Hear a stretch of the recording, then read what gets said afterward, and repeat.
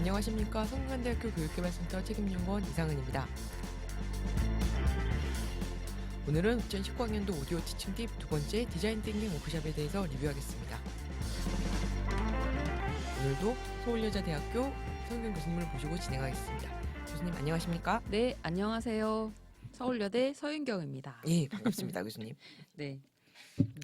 이번에 두 번째 오디오 티칭 팁은 2019년도 10월에 진행했던 디자인 띵킹 워크숍이네요. 예, 맞습니다. 그리고 한 번 더 이 디자인 띵킹을 주제로 해서 예. 실습까지 할 수 있는 그 워크숍을 또 12월에 진행을 하셨군요. 예, 맞습니다. 예, 이 디자인 띵킹이 최근에 예. 많은 대학에서 예. 관심을 가지고 있는 또 교수 방법으로 사용하고자 하는 예. 그런 개념이고 방법 절차인데요. 예. 이 디자인 띵킹을 이 워크숍으로 진행하시게 된 또 의도가 있으시다면 무엇일까요? 디자인 띵킹 워크숍을 열게 된 어떤 내부적인 필요라면은 저희가 이 배경이 되는 다른 사업이 하나 있습니다. 4차 산업혁명 송도대학 네. 사업에서 사업계획서를 쓸 때 저희가 어드벤처 디자인이라고 하는 교과목이 있는데 네. 그 교과목에는 이제 새로운 방법론을 적용을 하도록 그러니까 적용을 할 걸 계획을 했는데 그때 디자인 띵킹을 해보겠다라고 썼어요. 근데 디자인 띵킹에 대해서 그렇게 쓰면서 제가 디자인 띵킹에 대해서 되게 잘 알고 있었냐 그러면 그렇지는 않습니다. 네. 말씀하셨듯이 최근에 많은 대학에서 디자인 띵킹을 이제 교수학습 방법으로 새로운 교수학습 방법으로 이제 적용하고자 하는 시도를 많이 하지 않습니까? 그래서 우리나라 대학에서 그런 어떤 움직임을 갖고 있으니까 우리도 이제 써보자라고 한 지점도 있고, 또 하나는 되게 전통적인 그러니까 스탠포드 디스쿨이죠. 네. 디스쿨에서 가장 많이 적용한 방법론이니까. 예, 그렇죠. 네. 그 지점도 이제 문헌이나 그런 걸 통해서 많이 접했으니까 본격적으로 적용을 한번 한다면 어떨까라고 하는 질문을 안고 계획서에 썼고, 그리고 그걸 교수님들께도 좀 구체적으로 안내를 해드리고, 사실은 저희 센터도 네. 이 방법론에 대해서 조금 더 이제 준비된 수준을 갖추기 위해서 열었던 워크숍입니다. 네네. 이 워크숍은 누가 진행해 주셨나요? 이 워크숍은 마노 컨설팅이라고 하는 1인 기업이라고 하시던데요. 마노 네. 컨설팅의 박상희 대표님이 네, 진행을 네, 하셨습니다. 네. 예. 이해와 실습 두 번 다. 예. 아무래도 그쪽 컨설팅 분야에서 일하시면서 그 관련된 디자인 띵킹과 관련된 사례들도 많이 가지고 계셨을 것 같아요. 예.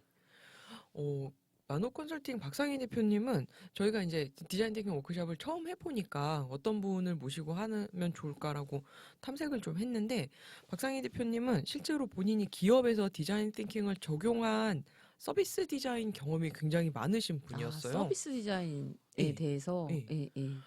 그래서 본인이 이제 디자인을 전공하셨는데, 그러니까 미술 쪽 이제 디자인을 전공하셨는데, 실제로 프로젝트를 하면서는 여러 사람들과 협업을 해서 이제 서비스 디자인을 하시는 경험을 많이 하셨고, 그 이후에 그러니까 회사에서 그런 경험을 많이 하시고 나와서 이제 직접 컨설팅 회사를 운영하면서도 기업에서 그렇게 디자인 띵킹을 그러니까 이제 기업에 있는 사람들이 이 방법론을 배우도록 하기 위한 그런 퍼실리테이션을 많이 하셨다고 하시더라고요.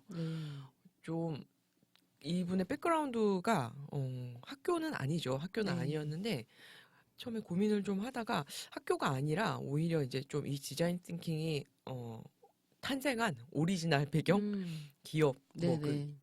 이데아인가요? 아이데아인가요? 그런 쪽을 좀 더 기본적인 쪽을 좀 알고 시작을 하면 좋겠다 해서 네.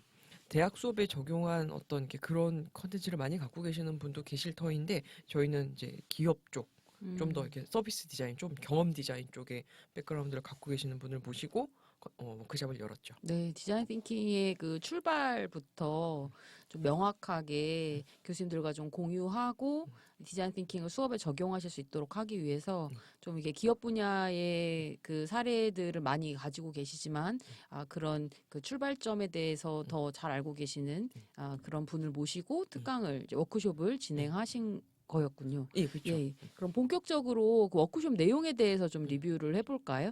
예, 이 디자인 띵킹을 사실 이제 우리는 대학에서 수업을 하기 위해서 수업 방법으로서 디자인 띵킹을 적용하고자 하는 거기 때문에 이 디자인 띵킹이 수업에 적용된다고 했을 때 교수님들이 많이 궁금해하셨을 것 같아요. 일단 디자인 띵킹이라고 하는 것이 무엇인가? 예, 박사님이 생각하시기에 이 디자인 띵킹에 대해서 어떻게 이해를 하셨는지 궁금합니다. 이거는 제가 그냥 정말로 자료집에 나와 있는 내용을 보면서 말씀을 드리는 게 좀 더 정확할 것 같은데요. 그러니까 디자인이란 무엇인가 뭐 그런 그러니까 되게 개념적인 지점에서부터 질문들을 하셨는데 박상희 대표님이 준비하신 이제 워크샵 내용에 따르면은 디자인은 주어진 목적을 달성하기 위해 유기적이고 합리적 사고와 통일을 얻어 창조하는 것이라고 그렇게 말씀을 네, 하시더라고요. 목적을 중심으로 예. 뭔가 합리적인 과정을 통해서 예. 뭔가 새로운 걸 새로운 걸 만들어내는 것. 그쵸. 예. 예. 그게 디자인의 과정이다라고 네네. 하고 조금 더 구체적으로 이제 서비스든 뭐 좀 맥락을 조금 더 이제 구체화시키면은 뭐 사용자에게 공감하고 사용자의 니즈를 설계하는 것 이렇게 디자인이다라고 정의를 네네네. 하시더라고요. 네. 그 공감이라는 단어는 디자인 네. 띵킹에서 계속 많이 네, 나오는 굉장히 단어였어요. 중요한 예, 핵심 예. 과정이죠. 예. 공감, 협업 이야기를 네네. 굉장히 많이 강조를 하셨죠. 네. 디자인 띵킹 프로세스에 대해서도 뭐 디자인은 뭐다, 뭐 디자인 띵킹은 뭐다라고 하는 것에서 뭐 디자인이 목적을 가지고 그 문제를 해결하는 그 목적을 달성하기 위한 일련의 과정을 뭐 합리적이고 협업을 통해서 뭐 설계하는 것이다라고 네네. 했을 때 그러면 이제 그 디자인 띵킹을 본격적으로 적용을 했을 때는 어떤 단계를 거치는가에 네네. 대해서도 굉장히 상세하게 설명을 해주셨고 네. 또 다양한 예시를 주셨는데요. 네. 이게 반복적으로 계속 나오는 내용이 있어서 그 5개의 단계를 말씀을 드리자면은 네. 그러니까 다시 한번 공감 이야기가 나올 터인데 첫 네. 번째가 공감하기, 네네. 두 번째가 문제를 정의하기, 세 번째가 아이디어를 내기, 네. 네 번째가 그러니까 프로토타입이라고 그러죠. 네네. 시제품 내기, 네네. 다섯 번째 평가하기. 아. 예, 이렇게 일련의 단계로 굉장히 구조화되어 있긴 했습니다. 네네네. 공감하기, 문제 정의, 아이디어 내기, 프로토타입 시제품 내기, 평가하기. 이렇게 일련의 과정으로 구성이 되어 있습니다. 네. 디자인 띵킹 이 프로세스는. 디자인 띵킹의 방법을 혹시 적용하기 좋은 수업의 어떤 형태나 예. 그 컨텐츠 유형이 있을까요? 제가 알기로는 저희 이제 성균관대학교에서는 이미 이 방법론을 적용을 하는 그 비교과 프로그램이 네네. 있더라고요. 네네. 뭐 융기프라고 부르죠. 융합기초 프로젝트. 네. 그러니까 대학혁신과 공유센터에서 융합기초 프로젝트라고 하는 비교과 프로젝트가 있는데 거기에 방법론으로 이미 디자인 띵킹을 적용을 하고 있었어요. 그러니까 다양한 분야 전공의 학생들이 모여서 최종적으로 뭔가를 만들어내는 경험을 하고 있는데 제가 그쪽에 대한 이해가 조금 구체적이지 않은데 어떤 이렇게 뭐 장애인을 돕는 어떤 제품, 네네. 뭐 혹은 어떤 뭐 시설을 개선하는 아이디어 등등을 내는 그런 비교과 프로그램이 있었고 네. 또 하나 교과목 안에서 대표적인 게 창의적 공학 설계. 네. 교수님도 그 익숙하시죠? 그 네네. 공대 공학계열 학생들 1학년 때 예, 듣는 예. 그 네. 프로젝트 학습 있지 네. 않습니까?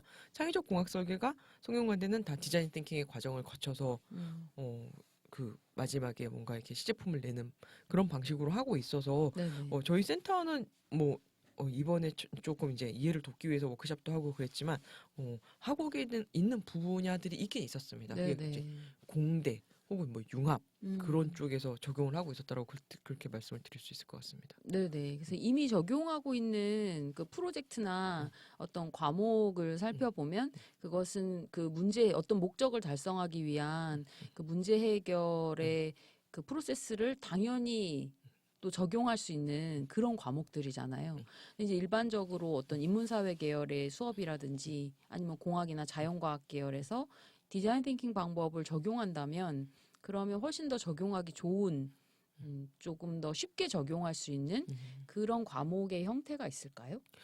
저도 이제 그 실습까지도 가고 그러면서 구체적으로 교과목에 적용을 한다면 어떤 교과목에 잘 맞을 수 있을까라는 고민이 생겼는데 네. 일단 사업 계획을 쓸 당시에는 어드벤처 디자인이라는 교과목에 적용한다라고 했는데 그거는 창의적 공학 설계와 비슷한 맥락이라고 보셔도 됩니다. 네, 교과목 네. 하나가 아예 네. 이제 디자인을 하는 경험을 하도록 되어 있는 교과목이어서 여기에 적용하는 건 뭐 그렇게 어렵지 않을 것 같고요.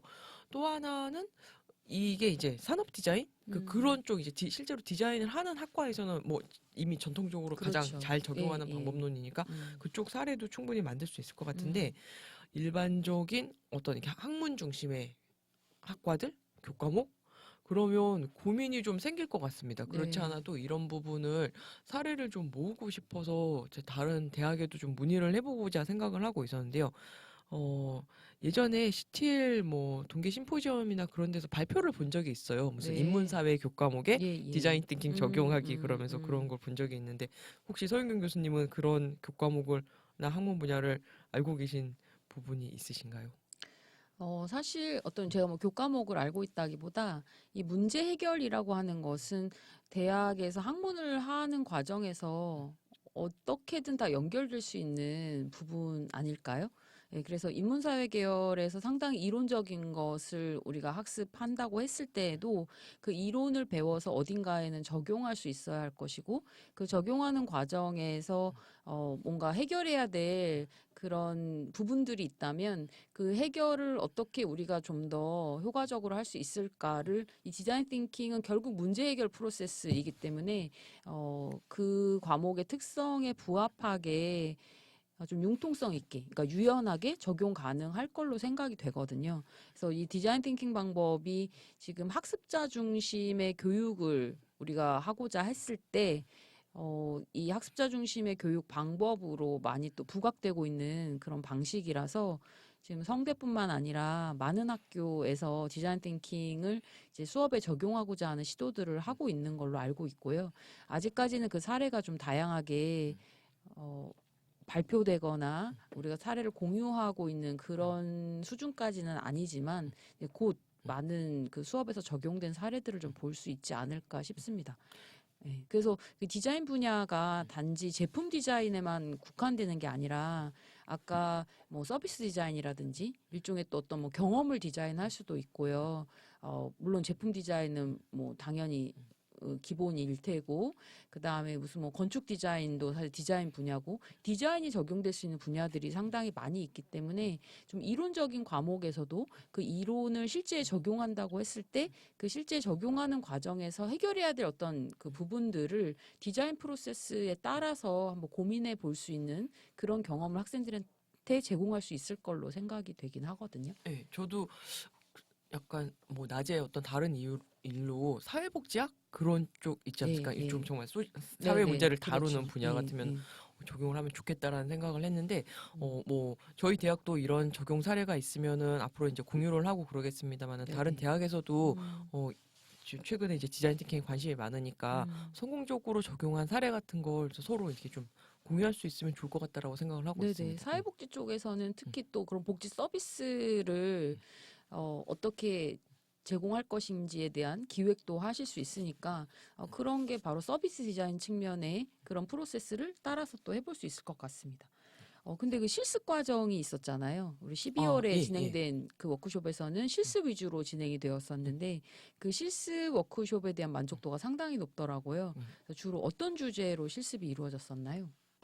12월에 있었던 디자인 띵킹 워크숍의 실습편은 저희가 디자인 띵킹을 직접 이제 참여하시는 교수님들께서 공통적으로 경험을 할 만한 주제가 뭐가 있을까라고 고민을 좀 하다가, 뭐 디자인 띵킹 자체도 굉장히 팀 프로젝트로서 협업이 중요한 그런 방법론이고 하니까 요즘 또 학생들이 팀플을 썩 좋아하진 않아서 팀플을 좀 더 학생들이, 좋은 학습 경험으로 여길 수 있도록 팀플 리디자인하기, 팀플 다시 계획하기라는 네네네. 주제를 공통의 주제로 드리고 실습 워크숍을 진행을 했습니다.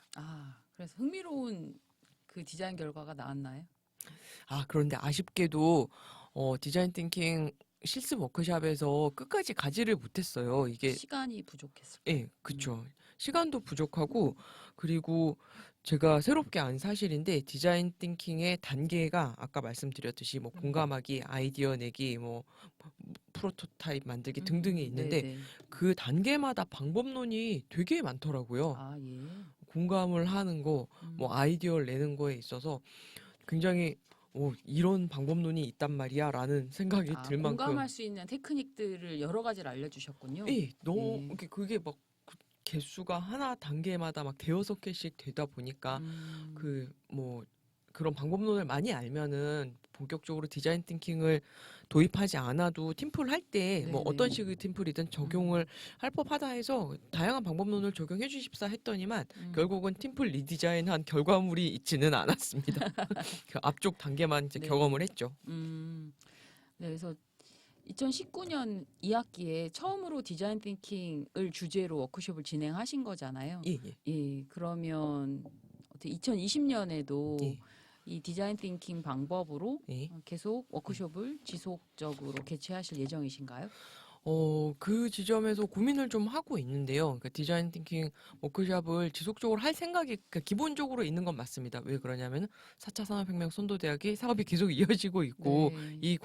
이런 과목을 운영을 할 거니까 지속적으로 안내를 할 필요가 있는 건 맞는데 올해는 좀 실험적으로 해봤다고 해야 되나? 네. 그런데 내년부터는 조금 더 체계화된 방식으로 해야 되겠다라고 하는 생각은 있습니다. 일단은 담당자인 제가 그 이해가 좀 충분하지 않아서 좀 많이 열어놓고 했다면 내년부터는 교수님들이 이제 사용자죠. 그러니까 네. 그 입장에서 실제로 적용하시는데 도움이 될 정도로 좀 구조화를 한 내용으로 해야 되지 않을까 그렇게 생각하고 있었습니다. 네. 2020년에는 좀 더 정교화된 방식으로 좀 개선된 그런 워크숍을 만나볼 수 있겠군요. 예. 그리고 서울여대에도 이런 디자인 방법론에 굉장히 그 전문가 교수님이 계시다고 네. 그러시더라고요. 이쪽 어느 대학에나 디자인 학과가 있으면 아, 다 그렇습니까? 있으시겠죠? 제가 예. 디자인에 별 조예가 없어서 제가 그래서 좀 대학에 계시는 교수님이 이제 말씀하시는 네네. 디자인 띵킹 그런 것도 발표를 좀 이렇게 모시고 들어보면 좋겠다라는 생각도 하고 있습니다. 네네네. 그 좋은 시도가 되겠네요. 아, 예, 고맙습니다. 네네. 예, 그러면은 오늘 2019학년도 2학기 오디오 티칭 팁 두 번째 디자인 띵킹 워크숍 이해와 실습 편에 대한 리뷰는 이걸로 마무리하도록 하겠습니다. 네. 소영경 교수님 고맙습니다. 네, 고맙습니다.